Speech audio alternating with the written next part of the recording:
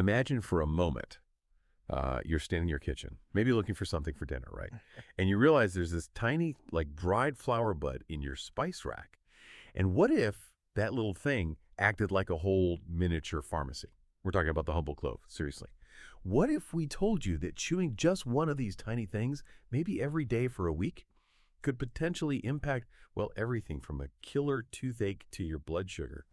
Okay, so let's unpack this a bit. We dove into the research on cloves, and honestly, it kind of blew us away. The sheer number of benefits packed into this everyday spice is stunning. So we want to give you the shortcut, the quick guide to what this thing is actually capable of. It's definitely not just for holiday recipes anymore. Yeah, the mission today is really understanding the secret weapon inside that clove. Almost all the powerful effects we're going to talk about, they stem from one main active chemical compound, eugenol. Think of eugenol as like the engine of the clove. It's responsible for the anti-inflammatory stuff, the pain relief, and surprisingly potent antimicrobial properties too. Puts it in a whole different league. Okay, let's start with the one most people kind of know about, pain. Specifically, that awful throbbing, like 3 a.m. toothache where you try anything. It's the classic go-to natural painkiller, right? And there's solid science behind that old wisdom, The eugenol in the clove, it literally mimics how synthetic local anesthetics work. Things like lidocaine, it blocks the nerve signals that carry the pain message. So you get that instant numbing relief right where you need it. Right, that makes total sense for, like, a tooth problem, a local fix. But here's where it gets really interesting and where the research kind of explodes the possibilities. Yeah. We're talking about systemic anti-inflammatory relief. How can chewing one tiny clove be enough to calm down inflammation all over the body? Like, what kind of dose are we even talking about here? Is it comparable to popping an ibuprofen? Well, that's the key question. We aren't necessarily saying it's like taking, 6 ibuprofen pills at once. That would probably wreck your stomach, right? It's more about the consistent low-dose delivery of this compound. It works more subtly. The research indicates that taking a small amount regularly acts as a pretty potent anti-inflammatory. Useful for chronic stuff like arthritis, general swelling, joint pain, basically anything ending in ileitis. Huh. And we saw research suggesting it mimics NSAIDs, those non-steroidal anti-inflammatory drugs like ibuprofen. That's a heavy comparison. Does that mean we risk the same side effects, like stomach issues, which NSAIDs are kind of famous for? Well, what's fascinating here, and this is sort of the twist, is that the early research suggests you get the anti-inflammatory benefit, but without the harsh impact on the GI tract that you often see with those drugs. So you see the reduction in inflammation markers. That's what you want, but because it's natural and usually taken in smaller amounts, the body seems to handle it differently. It's kind of ironic, isn't it? This little dried flower seems to work like a heavy-duty drug, but allegedly, with fewer nasty side effects. Okay, so pain and inflammation covered. Systemically, that's big. Now let's shift gears completely. Let's talk about what's happening on a microscopic level, the microbial fight. Cloves apparently have these really potent antimicrobial effects against a huge range of invaders. Oh, absolutely. The research is pretty clear on this. Eugenol is shown to be highly effective against, get this, antibiotic-resistant bacteria, various fungi, things like candida, certain viruses, even herpes simplex 1 and 2, and even some parasites, like the one that causes malaria. It's a really wide-spectrum fighter. Wow. Okay, I want to pause there because the how sounds almost unbelievable for just a spice. How exactly does it fight these tough bacteria that often just laugh off standard antibiotics? Right. This is where it gets really cool. We need to talk about bacterial architecture. See, a lot of these problematic bacteria, especially the resistant ones, they don't just float around naked. They build this incredibly tough defensive shield called a biofilm. Ah, the sticky shield. I've heard of that. Exactly. You can picture it like a sticky, slimy fortress made of sugars and proteins, kind of like superglue and concrete mixed together. Standard antibiotics often can't even get through this layer. Your immune system just bounces off. But clove oil, specifically the eugenol in it, seems to act like a wrecking ball against this shield. It degrades it, breaks it open, so your own immune system can finally get in there, see the bad guys, and actually take them out. A wrecking ball that smells like Christmas. Yeah. Okay, that's one way it works, breaking the fort. But you mentioned other invaders, maybe ones that aren't so fortified. What's a second mechanism? How else does eugenol attack? The second way is maybe even more dramatic. It's like a microbial power outage. Eugenol basically interferes with the pathogen's energy production. It essentially starves the enemy, cutting off the energy it needs to reproduce, to move, even just to survive. It's like flipping the main breaker switch on their whole life cycle. Okay, that's genuinely fascinating. A dual-action power. Huh. The wrecking ball and the power cut. Yeah. That is seriously impressive for something most of us just, stick in an orange once a year. Yeah. Right, let's pivot again. Away from defense towards internal regulation, metabolism. The research points to some pretty significant benefits for blood sugar management. Yeah, and this is so foundational for long-term health, isn't it? Cloves contain compounds that seem to really increase your insulin sensitivity. That means your body's cells get better at responding to the insulin hormone, so you can use the insulin you already make much more effectively.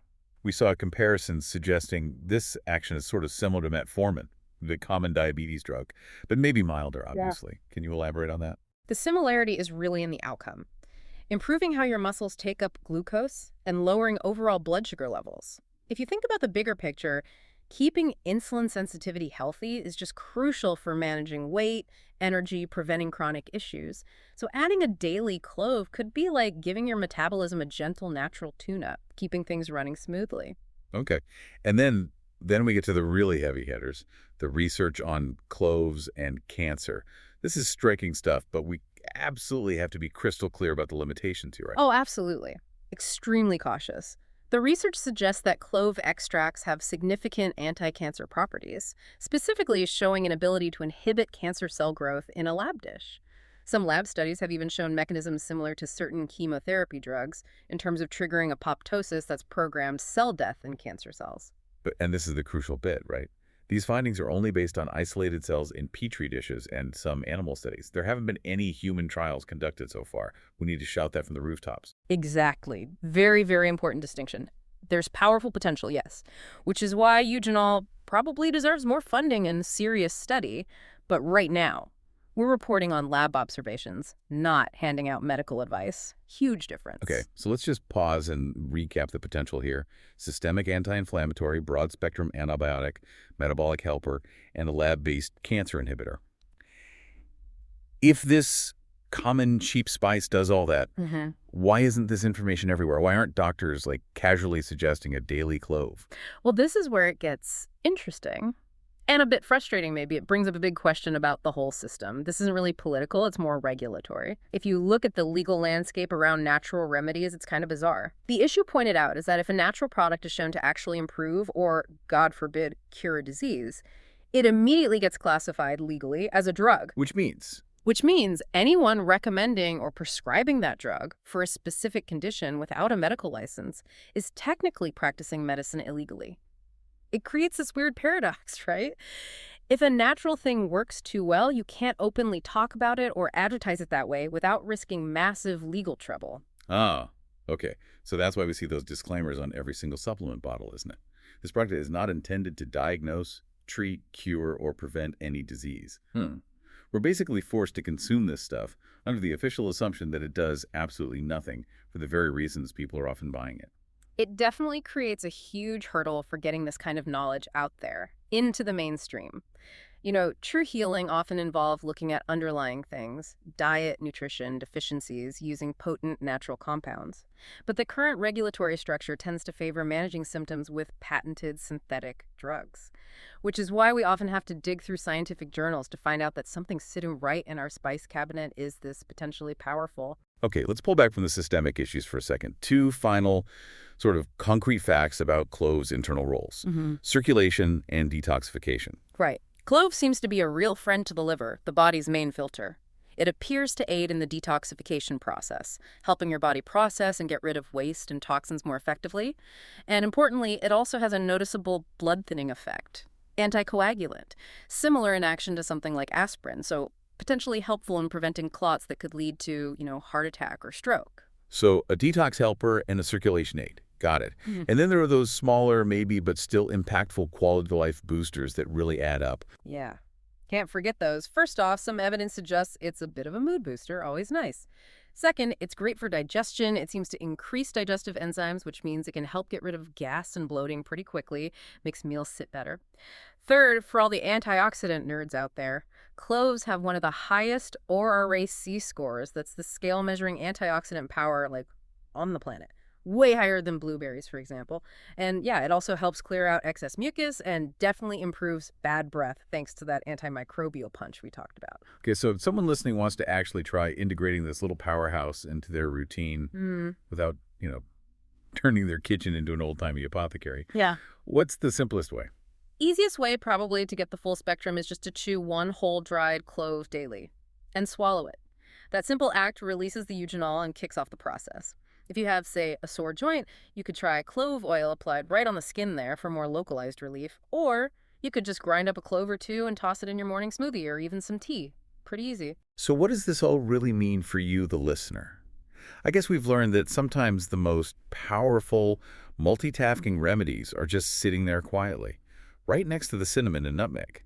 This tiny dried flower bud is acting like a potential anti-inflammatory, antibiotic, anticoagulant, metabolic aid, all rolled into one. Just waiting. Yeah, maybe before reaching for the heavy-duty synthetic stuff for common issues, just take a quick look in the back of your spice cabinet first. You might already own this ancient, surprisingly well-studied, powerful little remedy that's just been overlooked. Makes you wonder, doesn't it? If a single dried flower bud can potentially wield this much power. How many other weeds and spices are we just ignoring because they don't come with a prescription pad and a massive marketing budget? That's definitely something to think about. Thanks for joining us for this deep dive.